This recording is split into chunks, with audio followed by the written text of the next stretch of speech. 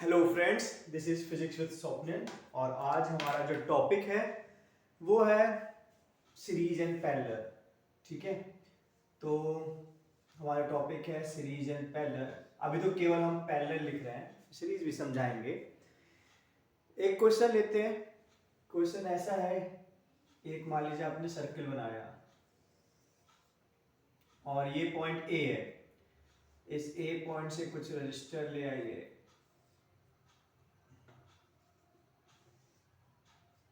ठीक है, ये आपने रजिस्टर्स ले आए, मान ली 1 ओम, 2 ओम, 3 ओम, 4 ओम के रजिस्टर्स हैं ये। और ये है हमारा बी पॉइंट। ठीक है, अब क्वेश्चन क्या है कि हमें करंट निकालना है कि करंट कितना पास होगा। ठीक है, मान ली कि 2 वोल्ट की बैटरी हमने लगाई है इसके बीच में, या 20 वोल्ट की बैटरी लगा दी हमने इसके बीच में। हमें निकालना है कितना करंट फ्लो हो रहेगा। ठीक है, ये कितना करंट फ्लो होगा। तो ये जो पूरा हमें जंजाल दिख रहा है रजिस्टर्स का, हमें लग रहा है कहाँ पे कैसे करेंगे, क्योंकि हमें जो पता है अभी तक, जैसे आप ओम्स लॉ का हमारा लेक्चर भी देख सकते हैं, तो V equal to I R हमें पता है। ठीक है, अब V तो दिया गया है 20 वोल्ट, I निकालना है। R इतने आसान से तरीके से नहीं दिया गया। अगर सिंपल सा सर्किट होता, ऐसा कुछ सर्किट होता 20 वोल्ट 2 ओम और I बोलते तो हम तुरंत निकाल लेते I, है ना। V के रो डालते 20, I और R कितना है 2, तो कितना आ जाता 10 एम्पियर आ जाता। लेकिन अब तो मामला थोड़ा गड़बड़ है, ग्रुपिंग है ना। इसको बोलते हैं, ये टॉपिक है ग्रुपिंग ऑफ रेजिस्टर्स। ठीक है, बहुत सारा एक जंजाल है। इस जंजाल से ये जंजाल कितना करंट निकालेगा एक पर्टिकुलर बैटरी से, यही हमारा सवाल है। और ऐसे ही सवाल को हम बहुत ही आसान तरीके से सॉल्व करेंगे। ठीक है, तो आपको समस्या समझ में आ गई कि ये समस्या है, ऐसी प्रॉब्लम्स आती हैं एग्जाम में आती हैं, और उसके पीछे की थ्योरी हम समझेंगे। फिर से इस क्वेश्चन में वापस आएंगे और इसका हल निकालेंगे। ठीक है, थ्योरी समझते समझते आप खुद इसका हल जान जाओगे। तो नोट कर लिए, स्क्रीनशॉट ले लीजिए। हमें इसका, इस सिस्टम का आई निकालना है। अब हम देखते हैं कि हम क्या कर सकते हैं। तो वर्ड है पैरेलल। पैरेलल वर्ड मतलब क्या होता है, जैसे कि आप, ये रेजिस्टेंस है, ये रेजिस्टेंस है, और ये हमारी बैटरी है जिसका वोल्टेज क्या है V, और रेजिस्टेंस है हमारा R1 और R2। ठीक है, तो आप ये जो बैटरी है इसको आप मान सकते हो कि ये बड़ा दरवाजा है, ये छोटा दरवाजा है, और जो राजा है उसके सैनिक हैं बड़े दरवाजे से निकलेंगे और छोटे दरवाजे से इंटर करेंगे। हम जानते हैं जितना करंट जाता है उतना करंट आना ही चाहिए, मतलब जितना राजा और सिपाही निकलेंगे उतना ही आएंगे। मान लीजिए राजा सिपाही यहाँ तक पहुंच गए।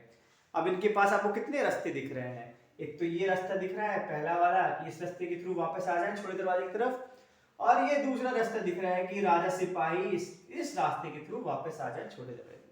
तो दो रास्ते दिख रहे हैं, तो ये क्या करेंगे बताइए, ये बढ़ जाएंगे, है ना। कुछ लोग यहाँ चले जाएंगे, कुछ लोग यहाँ चले जाएंगे, और कुछ लोग यहाँ चले जाएंगे। तो करंट हमारा बढ़ गया क्योंकि हमें रास्ते मिल गए। ठीक है, तो जब करंट डिवाइड होता है, व्हेन करंट डिवाइड, जब करंट डिवाइड होता है, when current divide, it is known as, जब करंट डिवाइड होता है उसको बोलते हैं हम पैरेलल।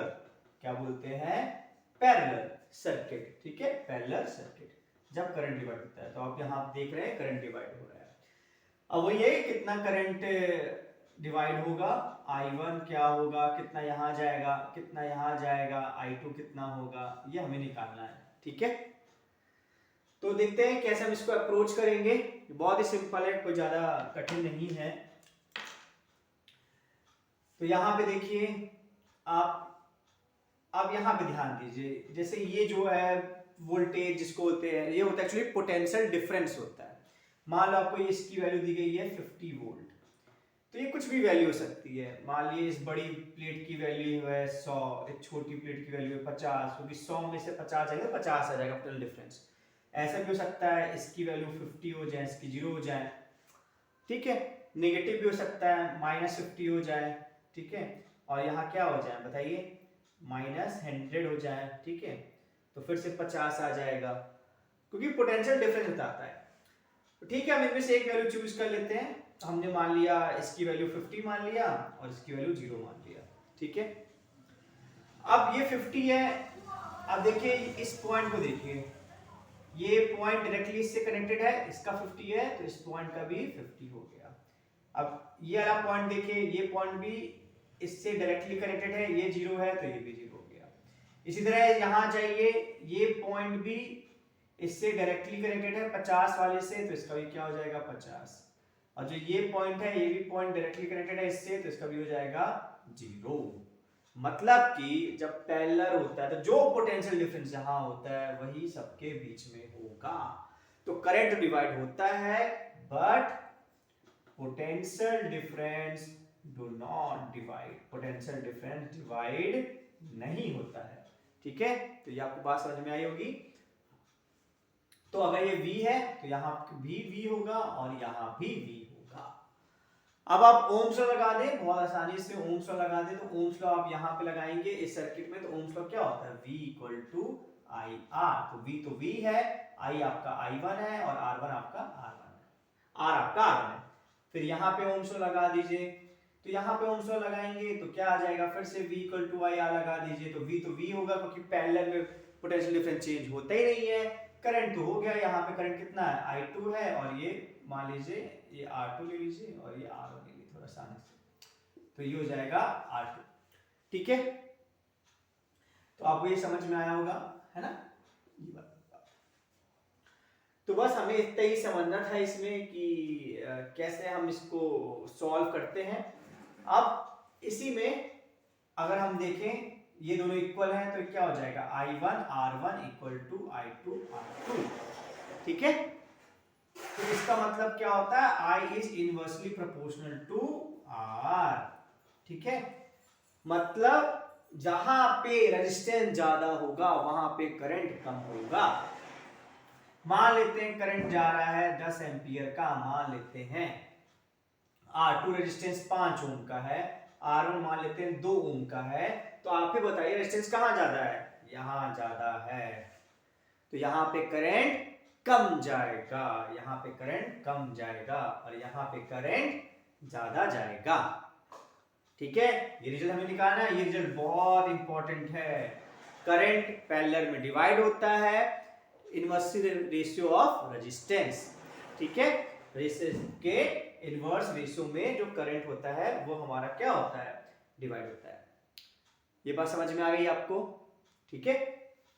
अब ये तो समझ में आ गया कि यहाँ पे कम जाएगा रेजिस्टेंस ज्यादा है और यहाँ पे ज्यादा जाएगा रेजिस्टेंस कम है, लेकिन जाएगा कितना।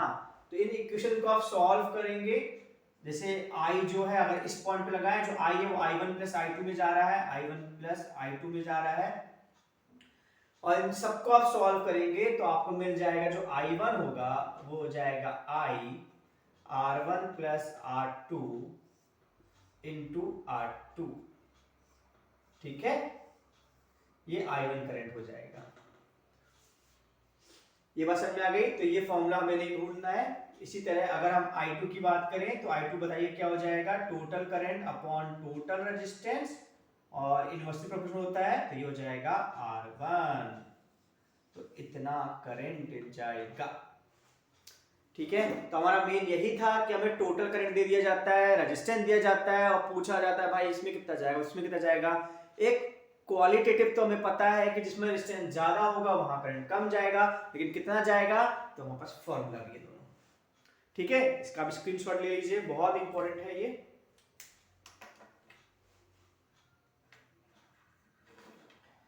ठीक है, इसको हम रब करते हैं।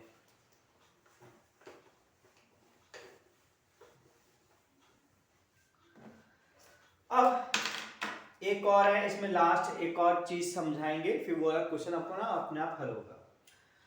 तो फिर से लेते हैं, फिर से सर्किट डायग्राम बनाते हैं। ये किसका सर्किट डायग्राम है आपको तो पता ही है, ये पैरेलल का सर्किट डायग्राम है। R1 ले लेते हैं, R2 लेते हैं, V वोल्टेज लेते हैं, I करंट ले लेते हैं, ठीक है। अब क्या है कि हमें ये R1 R2 नहीं लगाना है, मान लिया R3 भी आ जाए, R4 भी आ जाए, इनफाइनाइट आ जाए, कुछ भी आ जाए, कैसे भी आ जाए, हमें बस इनके बदले कोई एक रेजिस्टेंस लगाना है जो उतना ही करंट विड्रॉ करें जितना ये सब कर रहे हैं। ठीक है, हमें उसको बोलते हैं R इक्विवेलेंट या बोलते हैं इसको R इफेक्टिव।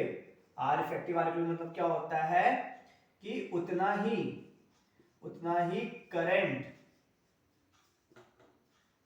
विड्रॉ करें पर्टिकुलर वोल्टेज से, जो वोल्टेज दिया गया है पर्टिकुलर वोल्टेज से, जो पूरा ये जंजाल, अभी तो बहुत सिंपल है, कितना भी कॉम्प्लेक्स हो जाए पूरा जंजाल विड्रॉ करता है।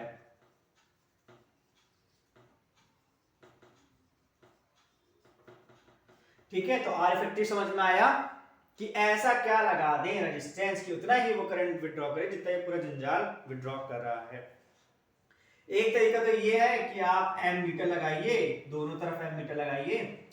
एमीटर लगाएंगे, मान लिया एमीटर रीडिंग 5 एम्पीयर आ रही है, ये पूरा जंजाल लगाने के बाद तो आप अलग अलग रेजिस्टेंस को टेस्ट करते रहिए, कुछ लगाइए, किसी में तो कोई एक ऐसा रेजिस्टेंस आएगा जिसमें ये वैल्यू आ जाएगी, कब तक वो कितने ट्राई करेंगे आप, तो हमें एक फॉर्मूले की जरूरत पड़ी ना कि आप हिट एंड ट्रायल तो कब तक करेंगे, तो इसको करते हैं, वर्कआउट करते हैं हम लोग।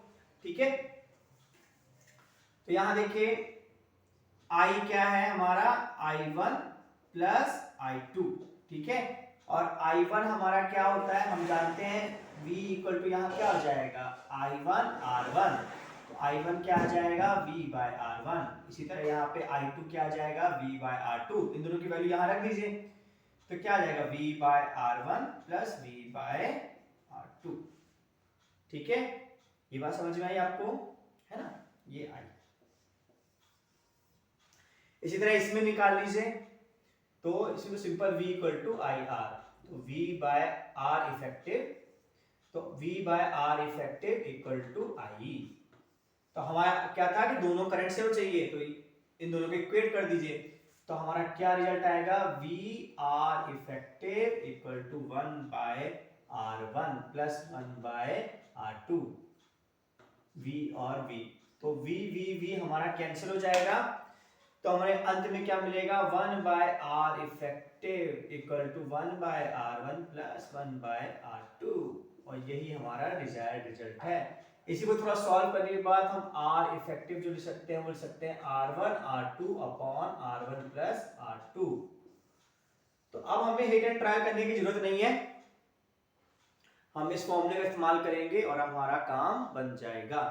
जैसे कि मान लीजिए यहाँ पे 3 ओम रेजिस्टेंस है, 5 ओम रेजिस्टेंस है, तो हम कितने का रेजिस्टेंस लगाएं कि उतना ही करंट ड्रॉ हो, इस फॉर्मूले पुट करते हैं, तो क्या हो जाएगा 3 × 5 3 + 5, तो ये हो जाएगा 15 बाय 8। 15 बाय 8 का हम रेजिस्टेंस लगा देंगे तो उतना ही करंट ड्रॉ करेगा पर्टिकुलर बैटरी से, इतना लोग करते हैं। ठीक है, कोई हिट ट्रायल नहीं, नोट करिए, ये बहुत इंपॉर्टेंट है। बस अब हमने सब कुछ कर लिया है, अब जो स्टार्टिंग में जो हमने क्वेश्चन किया था अब उसको सॉल्व करने की बारी है, रब कर देंगे, नोट कर लीजिए।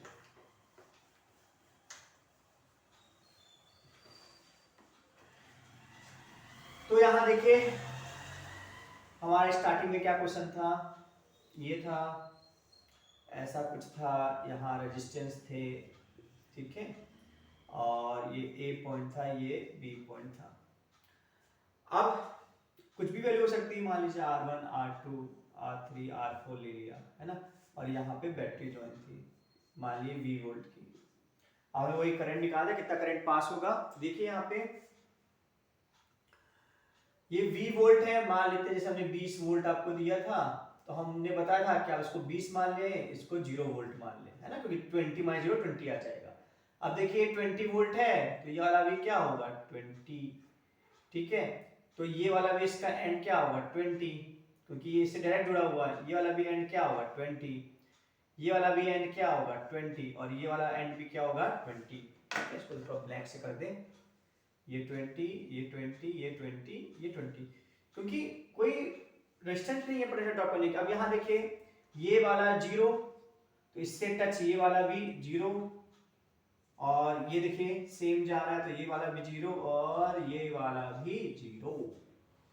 ठीक है, तो R1 का पोटेंशियल डिफरेंस कितना है 20, R2 का भी कितना है 20, R3 का भी कितना है 20 और R4 का भी कितना है 20। तो सबके बीच में पोटेंशियल डिफरेंस सेम है। जब सबके बीच में पोटेंशियल डिफरेंस सेम होता है तो उसको क्या बोलते हैं, पैरेलल। उसका सिंपल सर्किट क्या हो जाएगा ऐसा,